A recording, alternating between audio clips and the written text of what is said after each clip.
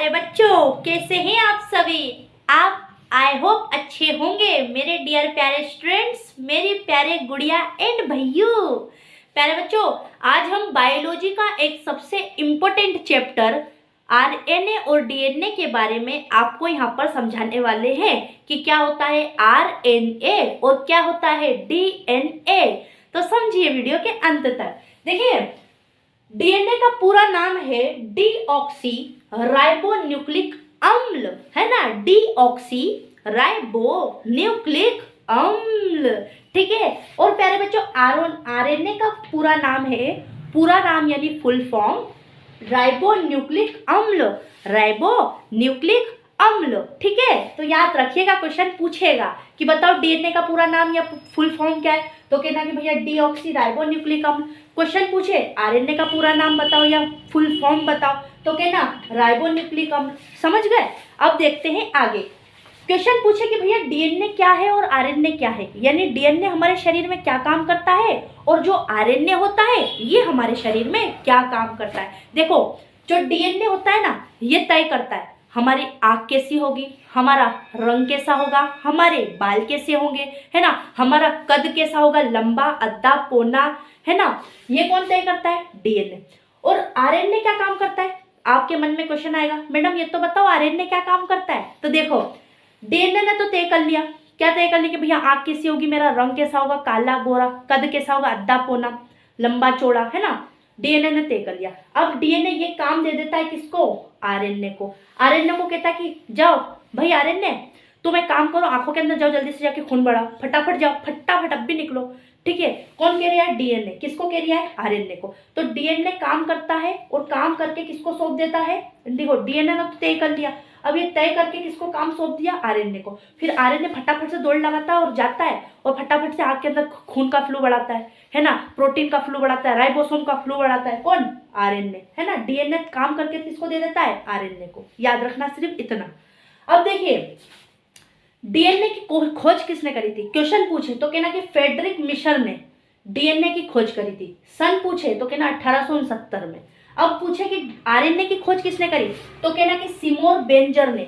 सिमोर Berger ने क्या करा था, आरएनए की खोज करी थी। अब देखो, यहाँ से दो क्वेश्चन आते हैं, बच्चा वहीं कंफ्यूज है।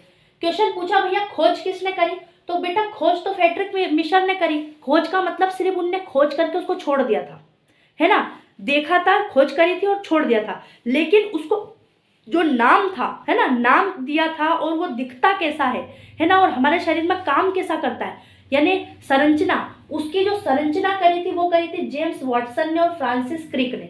इन दोनों ने प्यारे बच्चों संरचना करी थी। और क्वेश्चन पूछते हैं कि इसकी संरचना किसने करी थी, कहना जेम्स वाटसन और फ्रांसिस क्रिक ने करी थी, ठीक है। इन्होंने तय करा था कि जो डीएनए है ये कैसा दिखता है, तो उन्होंने बताया था कि डबल हेलिक्स दिखता है। कैसा दिखता है, डबल हेलिक्स। कैसा, डबल हेलिक्स, इस प्रकार से दिखता है। किसने खोज करी थी, जेम्स वाटसन और फ्रांसिस क्रिक ने। तो क्वेश्चन पूछा जाएगा कि बताओ डीएनए कैसा दिखता है, तो कहना कि डीएनए डबल हेलिक्स है। ये दिख रहा है, यहाँ पे लिखा है मैंने, डबल हेलिक्स। डबल हेलिक्स क्या है, डीएनए डबल हेलिक्स, है ना, याद रखना। अब पूछा था, ये तो पूरा डीएनए हो गया क्योंकि दिख रहा है आपको इसकी जो संरचना ऐसी ऐसी बनी हुई है, तो डबल हेलिक्स है ना, सीढ़ीदार इसकी संरचना है ना। और ये किसने बताया था, जेम्स वाटसन और फ्रांसिस क्रिक ने। क्या बोला था, ये डबल हेलिक्स है ना, सीढ़ी जैसी इसकी संरचना है।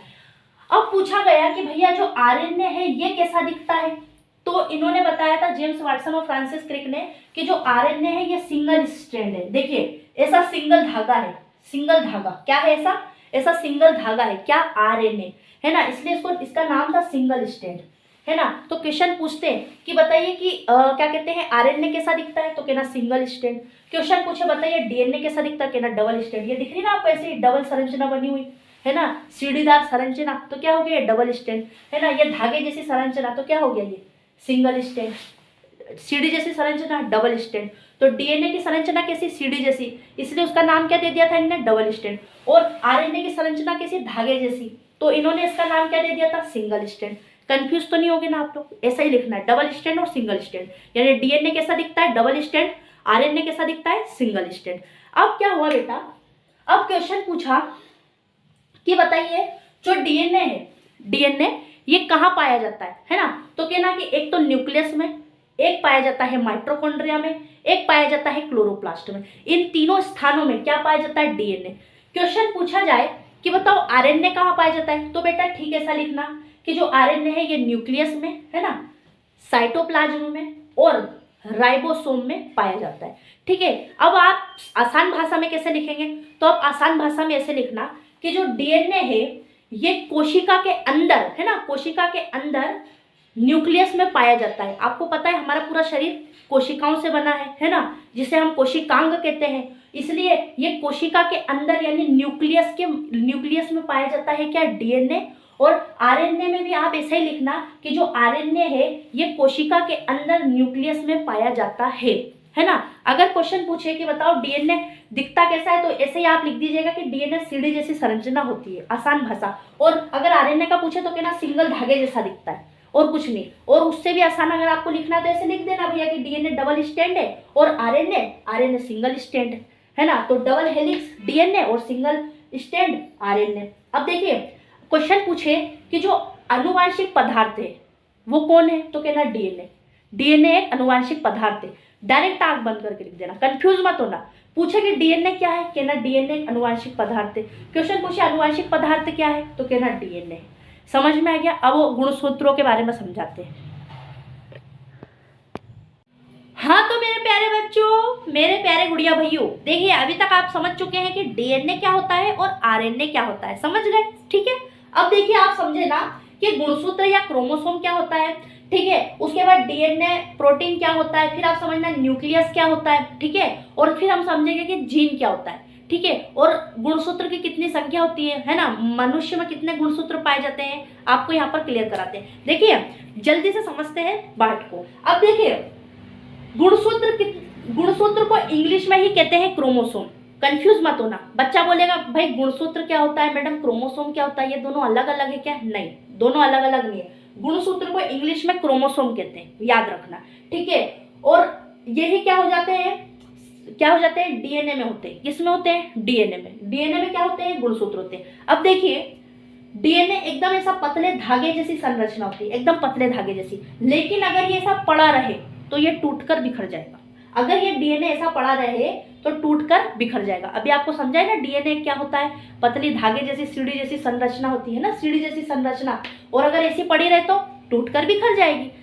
ये टूटकर ना बिखरे तो इसलिए ये क्या हो जाता है, ये एकदम घुमावदार है ना, लिपट जाता है। किससे लिपट जाता है? एकदम ऐसा लिपट जाता है। ठीक है, और लिपट कर क्या बन जाता है? गुणसूत्र बन जाता है। लिपट कर क्या बन जाता है? डीएनए लिपट गया है ना, और लिपट कर क्या बन गया? गुणसूत्र। तो ये लिपटी हुई जो संरचना है, देख रहे हो ना आप, ये इस प्रकार से लिपटी हुई संरचना, ये ऐसे लिपटी हुई, तो ये लिपटी हुई संरचना क्या है? गुणसूत्र है। लेकिन अगर ये डीएनए ऐसा कैसा पड़ा रहे तो टूटकर बिखर जाएगा। इसलिए डीएनए क्या हो जाता है? लिपट जाता है, ऐसे करके यूं लिपट जाता है। और लिपट कर के क्या बन जाता है? गुणसूत्र बन जाता है। लिपट कर मोटी धागे जैसी संरचना बन गई है ना, लिपट गया और कैसी संरचना बना ली? मोटे धागे जैसी, ताकि टूटकर ना बिखरे। कितना चतरा है डीएनए, समझ रहे हो आप इसको, है ना। और ये लिपटा हुआ धागा क्या है? डीएनए। क्वेश्चन पूछते हैं कि लिपटा हुआ कौन है? डीएनए। लिपटा हुआ धागा क्या है? डीएनए, है ना। और यही लिपटा हुआ धागा क्या कहलाता है? गुणसूत्र या क्रोमोसोम कहलाता है।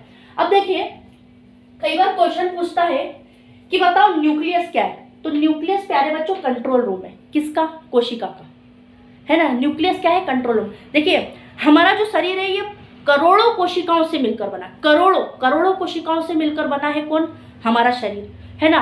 और जैसे खून में कोशिका है, हड्डी में भी कोशिका, त्वचा में कोशिका, है ना, हमारे मांसपेशियों में कोशिका है। तो जो हमारा शरीर है ये काय से मिलकर बना है? करोड़ों कोशिकाओं से। अगर कोशिका नहीं तो शरीर भी नहीं, है ना। तो देखिए अब जो कोशिका है, देखिए ये तो कोशिका हो इस प्रकार से, है ना। और कोशिका के एकदम बीचम बीच क्या पाया जाता है? न्यूक्लियस। देखिए न्यूक्लियस, ये लिखा है न्यूक्लियस। न्यूक्लियस कहाँ पाया जाता है? कोशिका के एकदम बीचम बीच। ये तो कोशिका है लेकिन इसके बीचम बीच कौन पाया? न्यूक्लियस। क्वेश्चन पूछते हैं बताओ न्यूक्लियस कहाँ पाया जाता है, कहना कोशिका के एकदम बीचम बीच। समझे?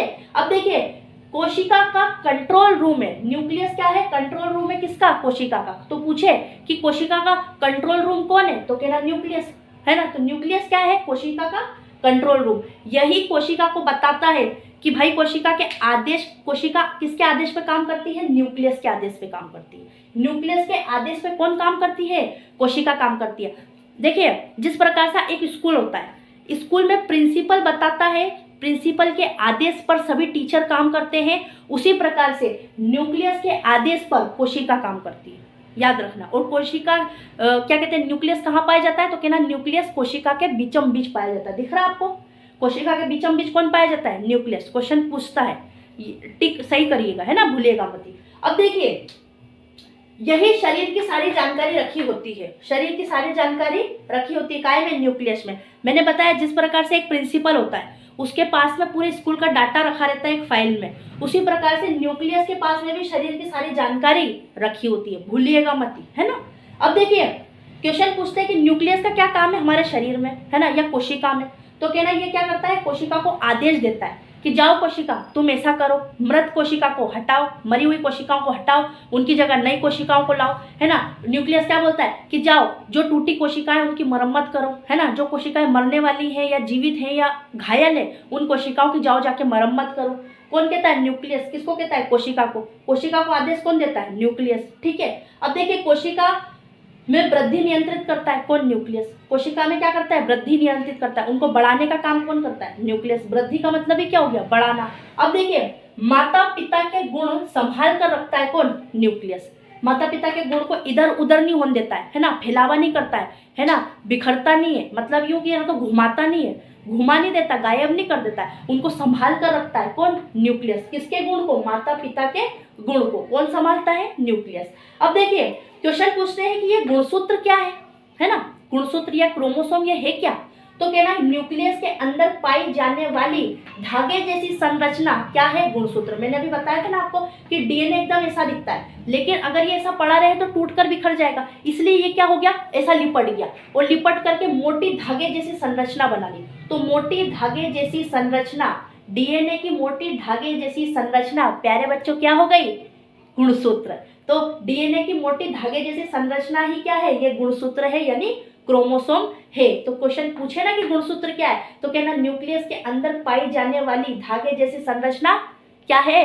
क्या है? गुणसूत्र है। क्योंकि देखिए, डीएनए गुणसूत्र में, देखिए न्यूक्लियस के अंदर डीएनए पाया जाता है, न्यूक्लियस के अंदर क्या पाया जाता है? डीएनए। कहना डीएनए कहाँ पाया जाता है? कहना गुणसूत्र, सॉरी, न्यूक्लियस के अंदर डीएनए पाया जाता है, और डीएनए के अंदर क्या होते हैं? गुणसूत्र होते हैं, है ना।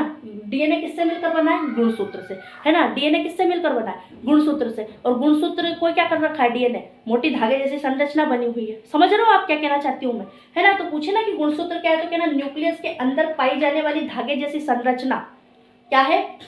गुणसूत्र है। और क्या कहते हैं, न्यूक्लियस के अंदर डीएनए पाया जाता है, और डीएनए के अंदर ही गुणसूत्र पाए जाते हैं। कंफ्यूज मत होना, बहुत सिंपल चीज है ना। अब देखिए, गुणसूत्र किससे बना है? तो कहिएगा डीएनए और प्रोटीन से बना है। डीएनए से और प्रोटीन से मिलकर क्या बना है? गुणसूत्र। ठीक है।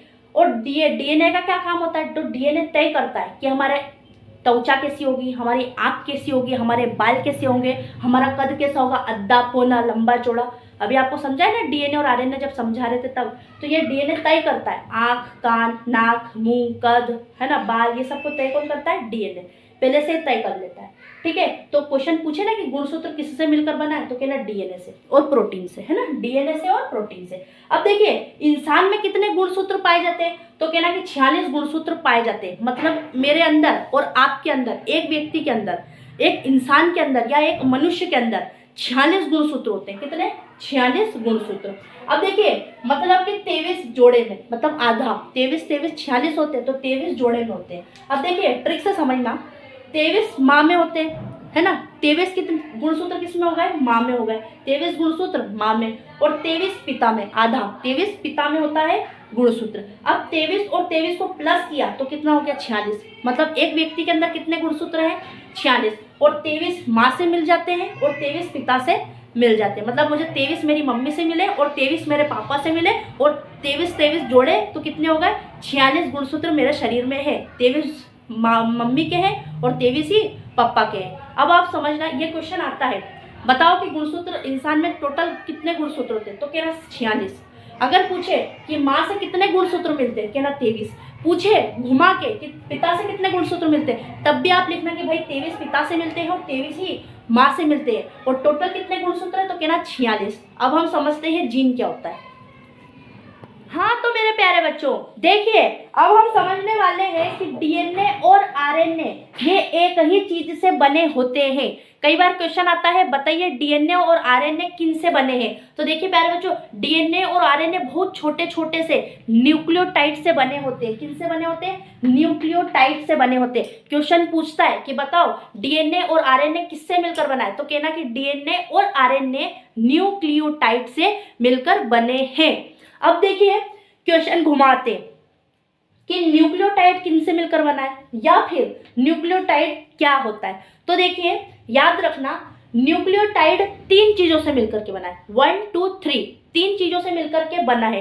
ट्रिक से समझाते हैं। देखिए ट्रिक से समझना, न्यूक्लियोटाइड एसपीबी। अब आप ये बोलेंगे कि मैडम ये एसपीबी है क्या, तो देखिए मैंने अभी आपको बताया कि जो ये न्यूक्लियोटाइड है ये 3 चीजों से मिलकर बना है। तो देखिए एस से शुगर है ना, पी से फास्फेट और बी से बेस, यानी शुगर, फास्फेट और बेस, इन तीनों से मिलकर के क्या बना है? न्यूक्लियोटाइड। किन से मिलकर बना है? शुगर से, फास्फेट से और बेस से मिलकर बना है न्यूक्लियोटाइड। और न्यूक्लियोटाइड से मिलकर बने हैं क्या? डीएनए और आरएनए। डीएनए आरएनए न्यूक्लियोटाइड से मिलकर बने हैं और न्यूक्लियोटाइड किससे मिलकर बना है? शुगर से, फास्फेट से और बेस से मिलकर बना है। कौन? न्यूक्लियोटाइड। अब देखिए ये जो शुगर है ये शक्कर नहीं है बेटा, खाने वाली शक्कर जो आप चाय में डालकर पीते हैं ना, वो वाली शक्कर नहीं है, मीठी वाली। ये शक्कर है एक तरह की हड्डी का ढांचा बनाने वाली। ठीक है, हड्डी का ढांचा बनाने वाली शक्कर है। कौन? शुगर। ये शुगर क्या होती है? क्वेश्चन आता है, पूछते हैं शुगर के बारे में कि बताइए डीएनए में कौन सी शुगर होती है, तो कहना डीएनए में डाईऑक्सीराइबोस शुगर होती है। ये क्वेश्चन आता है 1 नंबर में, 2 नंबर में पूछते हैं, इंपॉर्टेंट है कि बताइए डीएनए की शुगर कौन सी है, तो कहना डीऑक्सीराइबोस शुगर। क्वेश्चन पूछे आरएनए की शुगर कौन सी है, तो कहना राइबोस शुगर, है ना। देखिए आर से राइबोस शुगर और डी से डीऑक्सीराइबोस शुगर, है ना। तो डीएनए की शुगर डाईऑक्सीराइबोस शुगर और आरएनए की शुगर राइबोस शुगर। अब देखिए यहां तक आप समझ गए। अब देखिए ये पी से फास्फेट। फास्फेट क्या होता है? एक तरह का फेविकोल होता है। ठीक है, क्योंकि हम ट्रिक से समझा रहे हैं आपको। ये फेविकोल जैसे कि कोई चप्पल टूट गई है ना, चप्पल उखड़ गई है, टूट गई है, तो वो चप्पल को अपन जोड़ते हैं तो एक 10 रुपए का फेविकिप लाते हैं, चप्पल के ऊपर लगाते हैं और चिपकाते हैं और चप्पल जुड़ जाती है। इसी तरह से फास्फेट भी क्या करता है? फेविकोल की तरह काम करता है। ये भी क्या करता है? जोड़ने का काम करता है। कैसे? शुगर को शुगर से जोड़ता है, ठीक है, और एक घुमावदार चेन बना देता है। ठीक है, कौन? फास्फेट क्या करता है? फेविकोल की तरह काम करता है, शुगर को शुगर से जोड़ता है और एक घुमावदार चेन बना देता है। अब देखिए, अब बात करते हैं बेस की, है ना। ये बेस है नाइट्रोजन बेस। कौन सा बेस है? Nitrogen base. और इस ये उदाहरण से समझना, एक बटन होता है। क्या होता है? बटन। ट्रिक लाए हैं तो उदाहरण से समझिएगा। अब ये नाइट्रोजन बेस क्या है? इसके अंदर सारी जानकारी होती है नाइट्रोजन बेस की में। क्या होती है? सारी जानकारी किसमें होती है? नाइट्रोजन बेस में होती है। क्या जानकारी होती है? देखिए जो डीएनए होता है, क्या? डीएनए 4 बेसों से मिलकर बना होता है। 4 नाइट्रोजन बेस से मिलकर बना होता है। क्वेश्चन पूछते हैं, बताइए डीएनए कितने नाइट्रोजन बेस से मिलकर बना होता है? कहना 4। कौन कौन से? कहना एटीजीसी, है ना। अब बोलो ये एटीजीसी क्या है? देखिए एडेनिन, थायमिन, ग्वानिन और साइटोसिन। मतलब ये जो डीएनए है, डीएनए का स्ट्रक्चर एकदम ऐसा दिखता है ना। ये चित्र के माध्यम से आप समझ रहे हैं, है ना। तो ये डीएनए है, तो ए टी का दोस्त होता है और जी हमेशा सी का दोस्त होता है। मतलब एडेनिन हमेशा थायमिन का दोस्त होता है और ग्वानिन हमेशा साइटोसिन का दोस्त होता है। इसलिए इनका नाम पड़ा है ए टी और जी सी। इस प्रकार से देखिए ए टी, है ना, और जी सी, है ना। A T G C, adenine, thymine, guanine और साइटोसिन। तो ए हमेशा किससे जुड़ता है? थायमिन से और टी से, और जी हमेशा कैसे जुड़ता है? सी से, यानी साइटोसिन से। अब देखिए इसके बेस आप समझ गए कि इसके अंदर कितने बेस है? 4 नाइट्रोजन बेस है। कौन कौन से? एटी, जी सी। अब आरएनए की बात करते हैं। आरएनए में भी 4 बेस होते हैं। क्वेश्चन पूछते हैं कि बताइए आरएनए में कितने बेस होते हैं, कितने नाइट्रोजन बेस होते हैं? तो कहना आरएनए में भी 4 नाइट्रोजन बेस होते हैं। कौन कौन से? कहना AUGC, मतलब AUGC, एडेनिन, यूरेसिल, ग्वानिन और साइटोसिन। देखिए डीएनए में टी होता है, टी यानी थायमिन, लेकिन आरएनए में टी की जगह यू होता है, यूरेसिल, है ना। आरएनए में क्या होता है? यूरेसिल होता है, ठीक है, टी नहीं होता है। डीएनए में टी यानी थायमिन होता है और आरएनए में यू यानी यूरेसिल होता है। मतलब जो एडेनिन है ये यूरेसिल से जुड़ता है और गुआनिन हमेशा साइटोसिन से जुड़ता है। तो ए हमेशा यू से जुड़ेगा और जी हमेशा सी से जुड़ता है। देखिए इसके ये ऐसा होता है, एडेनिन है ना, यूरेसिल और गुआनिन और साइटोसिन। तो इसमें क्या होता है, ए हमेशा यू से जुड़ता है और जी हमेशा सी से जुड़ता है। लेकिन डीएनए में ए हमेशा टी से जुड़ता है, लेकिन डीएनए में टी होता है और आरएनए में टी की जगह यू यानी यूरेसिल होता है। भूलिएगा मत, एडेनिन, यूरेसिल, गुआनिन, साइटोसिन। तो ए हमेशा किससे जुड़ा, यू से, और जी हमेशा किससे जुड़ता है, सी से। समझ में आया प्यारे बच्चों? समझ आ रहा है आपको धीरे धीरे? हाँ तो मेरे प्यारे बच्चों आखिरी चीज और समझ लीजिए। देखिए आखिरी चीज हम ये समझने वाले हैं, एम आरएनए क्या होता है, टी आरएनए क्या होता है और आर आरएनए क्या होता है। देखिए आप ये तो जानते हैं कि आरएनए क्या है। अगर आपसे कोई क्वेश्चन कर ले तो आप डायरेक्ट कहेंगे, अगर कोई बोल दे कि आरएनए का फुल फॉर्म बताइए तो आप बोल देंगे राइबो न्यूक्लिक अम्ल, है ना। आरएनए का फुल फॉर्म राइबो न्यूक्लिक अम्ल। और आरएनए डीएनए की क्या करता है, मदद करता है। अभी तक आप इतना तो समझ चुके हैं कि आरएनए क्या करता है, डीएनए की मदद करता है। जो डीएनए कहता है वही काम आरएनए करता है। समझ गए? कंफ्यूजिंग वगैरह तो नहीं है ना? बिल्कुल। अब देखिए आरएनए का काम है प्रोटीन बनाना। क्या काम है आरएनए का? सिर्फ प्रोटीन बनाना, प्रोटीन को बनाना। किसका काम है? आरएनए का। इतना सा कंसेप्ट बस याद रखिए कि आरएनए का काम है भैया प्रोटीन बनाना, प्रोटीन बनाना।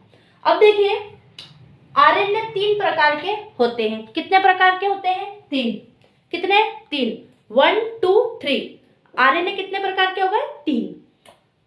यहां मैंने लिखा है, नोट भी कर सकते हो आप कॉपी में कि आरएनए 3 प्रकार के होते हैं। अब देखिए एक होता है एम आरएनए यानी मैसेंजर आरएनए, है ना। एक होता हैगा टी आरएनए यानी ट्रांसफर आरएनए दूसरा, और एक तीसरा होता है आर आरएनए यानी राइबोसोमल आरएनए, राइबोसोम आरएनए। कितने हो गए आरएनए? 3 हो गए, है ना। टी आरएनए, एम आरएनए और आर आरएनए। अब इन तीनों के उदाहरण समझा देते हैं। एग्जाम में आता है 2-2 नंबर, 1-1 नंबर में बहुत सारे ऑब्जेक्टिव बना देता है, ठीक है। क्वेश्चन भी बन जाते हैं, ऑब्जेक्टिव भी बनते हैं, पर ये देख लोगे आप पूरा तो कंफ्यूजिंग नहीं होने वाली है। अब देखिए सबसे पहला आरएनए है एम आरएनए। एम का मतलब हो गया मैसेंजर, मैसेंजर। तो एम आरएनए यानी मैसेंजर आरएनए, ये क्या करता है, मैसेज को लेता है। किससे? डीएनए का। डीएनए की जानकारी, मैसेज की कॉपी बनाता है। क्या करता है? कॉपी। जैसे आपके पास आधार कार्ड होता है ना, उस आधार कार्ड की कॉपी आप बनाते हो कि नहीं, फोटो कॉपी या कॉपी।